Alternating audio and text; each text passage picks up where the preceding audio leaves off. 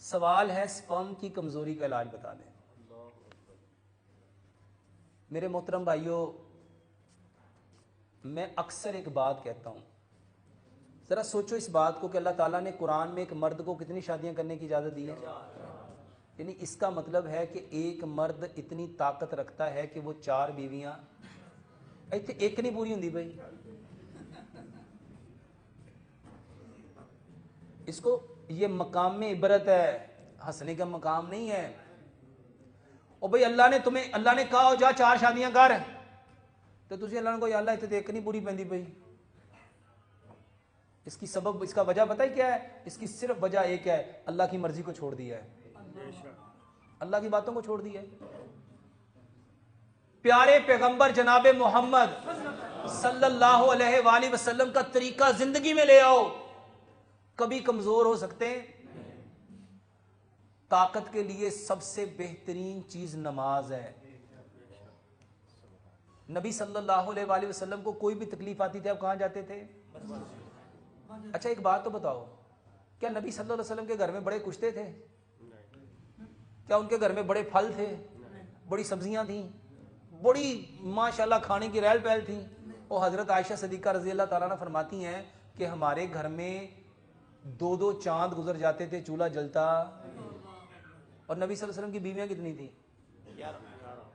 اچھا بہت سارے لوگ نا مجھے کہتے ہیں جناب وہ تو نبی تھے، ہم بندے ہیں۔ اچھا ہمارے لیے اللہ تعالیٰ نے نمونہ کس کو بنایا؟ نبی صلی اللہ علیہ وسلم نمونہ بنایا نا۔ اگر نبی صلی اللہ علیہ وسلم ہمارے لیے نمونہ ہے تو کیا اللہ تعالیٰ نے کچھ سوچ سمجھ کے نمونہ بنایا؟ میرے محترم بھائیوں بس کرو یار، اللہ آپ کو عزت دے، معاف کر دینا یار، تھک گیا ہوں۔ یہ جو سپرم ہے نا، یہ پتہ کہاں سے نکلتے ہیں؟ اللہ تعالیٰ نے جو سینے کی ہڈی ہے نا، جو اسپائنل کارڈ ہے، بھائی صاحب کھڑے ہوئیے گا ذرا، ادھر منہ کریے گا، یہ پشت ہے، یہ کیا ہے؟ یہ کیا ہے؟ پشت۔ پشت کسے کہتے ہیں؟ کسے کہتے ہیں؟ پشت کسے کہتے ہیں؟ کہتے نہیں ہے ایسا ڈی پشت در پشت لگا رہا ہے، پشت کسے کہتے ہیں؟ اور بھائی صاحب پشت نسل کو کہتے ہیں، زندگی میں کبھی پشت بیک کو نہیں کہتے۔ میں کوئی غلط بات تو نہیں کہہ رہا، کہتے نہیں ہماری پشتوں میں آ رہا ہے، یہ پشت در پشت آ رہا ہے۔ اور میرے محترم بھائیوں یہ پشت ہے، یہ نسل ہے، اور اللہ اس کو مضبوط کرنا چاہتا ہے، اور یہ صرف قیام میں مضبوط ہوتی ہے۔ کہاں مضبوط ہوتی ہے؟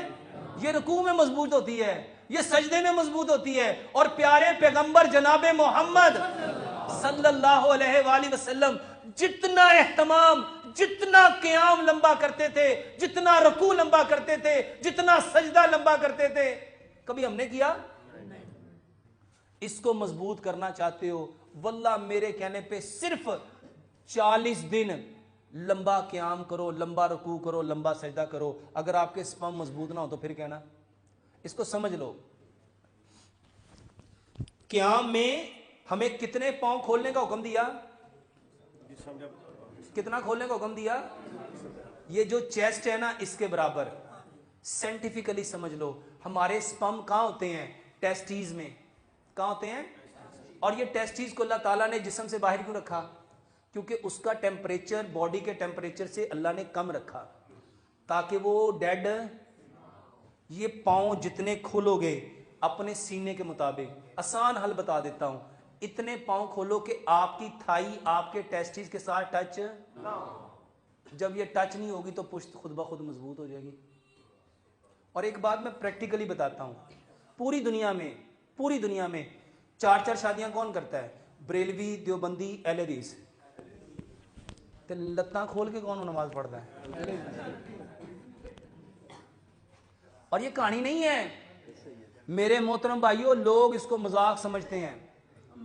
کبھی عرب کو دیکھو، سب سے زیادہ نسل، سب سے زیادہ بیٹے کن لوگوں کے ہیں؟ نماز میں کھڑے کیسے ہوتے ہیں؟ اللہ انہوں کی پشت مضبوط کرے گا کہ نہیں کرے گا؟ میرے محترم بھائیوں اگر اپنے سپرم مضبوط کرنا چاہتے ہو تو نبی کا طریقہ اپناؤ. نبی کا وہ چاہے کھانے کا ہے، وہ چاہے پینے کا، وہ چاہے سونے کا، وہ چاہے دیکھنے کا، چاہے وہ بولنے کا، چاہے وہ اٹھنے کا، چاہے وہ بیٹھنے کا، چاہے وہ لینے کا، چاہے وہ دینے کا. جس کی زندگی میں پیارے پیغمبر جناب محمد صلی اللہ علیہ وآلہ وسلم کی زندگی آ گئی، اس کی پشت کبھی کمزور ہو سکتی. اچھا اللہ اس کو شرمندہ ہونے دے گا؟ میرے محترم بھائیوں، سپرم کو اگر مضبوط کرنا چاہتے ہو تو جو کھانے اللہ کے نبی نے پسند کیے اس کو پسند کرو. اور نبی صلی اللہ علیہ وسلم کے کھانے کون سے تھے؟ شنیز، تلبینہ، سرید. اچھا ہمیں پتہ ہی ہوتا کیا ہے؟ نبیز. اچھا ہم سارے ماشاءاللہ کہتے ہیں اطیع اللہ و اطیع الرسول، کہتے ہیں نا؟ تو نبی صلی اللہ علیہ وسلم کے کھانے کیا ہیں؟ اور کن کے گھر میں باقاعدہ نبی صلی اللہ علیہ وآلہ وسلم کے کھانے پکائے جاتے ہیں؟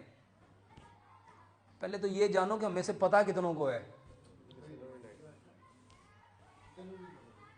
اور ہیں ہم ماشاءاللہ حق پہ، ہے نا؟ تو دوجے نہ بکڑے آرام نہ کہہ دینا انہوں نے کی پتا قرآن دی اس کی ہوں. میرے محترم بھائیو، ہمیں بھی صرف وہی پتا ہے جو ہمارے، جس کا ہم نے کسی دوسرے کو جواب ٹھوک کے دینا ہوتا ہے. کھانا ہم نے سارے، اچھا یہ صحیح حدیث ہے، نبی صلی اللہ علیہ وسلم نے فرمایا جو قوم جس قوم کی مشابہت کرے گی انہی کے ساتھ. کھانے میں کس کی مشابہت کرنی چاہیے تھی؟ تو جب پتہ ہی نہیں ہے کھانے کیا تھے تو مشابہت کہاں سے ہوگی؟ مقام میں افسوس ہے میرے محترم بھائیو. تلبینہ جو کے دلیے کو کہتے ہیں. نبیز پانی کے اندر میرے محترم بھائیو کبھی نبی صلی اللہ علیہ وسلم کھجوریں ڈالتے تھے، کبھی نبی صلی اللہ علیہ وسلم جو انگور ڈالتے تھے، کبھی کشمش ڈالتے تھے. مختلف چیزوں کا نبیز ہوتا ہے. ابھی یہ جو بوڑھوں کو نبیز بتایا ہے، بادام ڈالو، کھجور ڈالو، خشخاش ڈالو، سفید تل ڈالو، کشمش ڈالو، چاروں مغز ڈالو، یہ بھی نبیز ہے. سرید کسے کہتے ہیں؟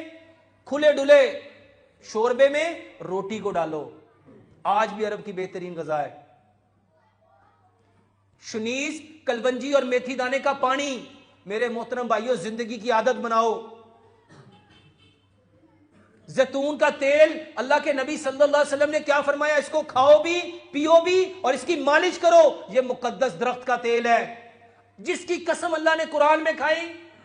انجیر، کتنے لوگ ہیں جو اپنی زندگی کا معمول انجیر بناتے ہیں؟ کیا فرمایا پیارے پیغمبر جناب محمد صلی اللہ علیہ وسلم نے؟ انجیر جنت کا پھل ہے. دودھ یہ سپرم کو کتنا بڑھاتا ہے. کیلا، جو چیزیں اللہ کے نبی صلی اللہ علیہ وسلم نے پسند کی. کھجور، یہ وہ چیزیں ہیں جو اللہ کے نبی صلی اللہ علیہ وسلم کی محبوب تھی. بکری کے گوشت میں کون سا حصہ پسند کرتے تھے؟ میرے محترم بھائیوں اس پہ ریسرچ کرو، آپ کو پتا چلے گا یہ آپ کے سپرم کو بڑھاتی ہے.